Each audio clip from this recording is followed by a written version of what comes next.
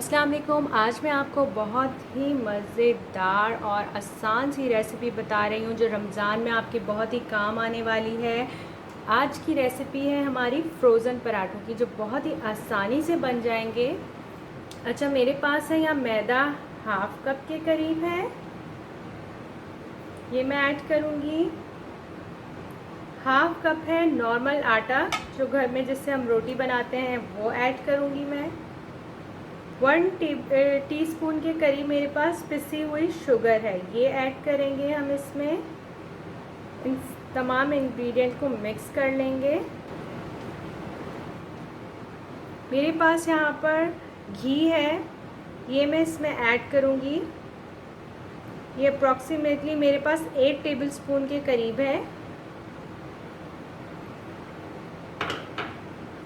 इसके अंदर घी ही जाएगा फ्रोज़न पराठों में, आप इसमें ऑयल नहीं ऐड कर सकते। हाँ, बटर ऐड कर सकते हैं, लेकिन इसमें ऑयल नहीं जाता।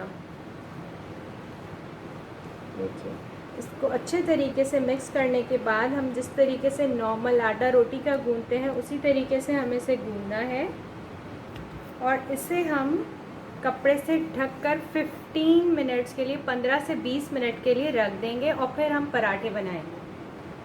15 से 20 मिनट गुजर चुके हैं। अच्छा जी, तो अब हम बनाते हैं फ्रोज़न पराठे। बहुत ही आसानी से बन जाएंगे। मैंने इतना पेड़ा लिया है हाथ में, इतनी डो ले लेंगे हम, और इसे थोड़ा सा खुश्का लगा लेंगे।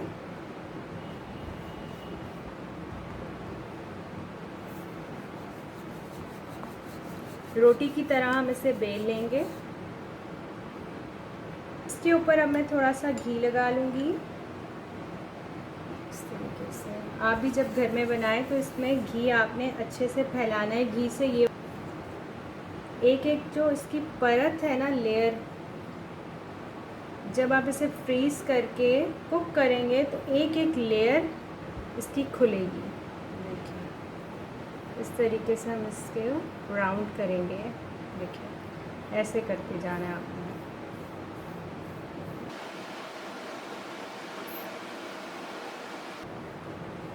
अब हम इसे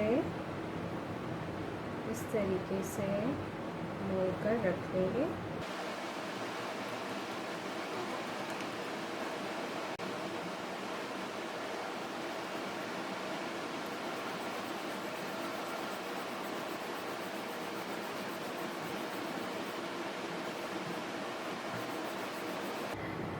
अब मेरे पास इस तरीके से ये प्लास्टिक शीट्स हैं। आप जो आम शॉपिंग बैग्स आते हैं घर में, उसे भी यूज़ कर सकते हैं। हमने क्या करना है, इस प्लास्टिक शीट के ऊपर हल्का सा ऑयल लगाना है। जो घी है हमारे पास, इसे लगाएंगे। इसे लगाने से ये होगा कि ये स्टिक नहीं होगा। ठीक है, अब मैं इसे उठाऊंगी हाथ पर। यहाँ रखने के बाद हम इसे इसके ऊपर रख देंगे, और दूसरी तरफ भी शीट पर हम यही करेंगे। फ्रोज़न पराठे रेडी हो चुके हैं। अब मैं इसे फ्रीज़ करूँगी और आपको फिर कुक करके दिखाती हूँ। जी, तो फ्रोज़न पराठा मैं आपको एक कुक करके दिखाती हूँ।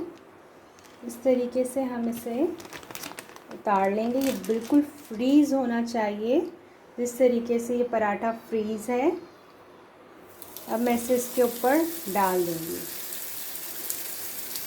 और इसके ऊपर हमने घी लगाना है, तो उससे इसके ये है कि जो फोल्ड्स हैं, इसके परतें, वो खुलेंगी।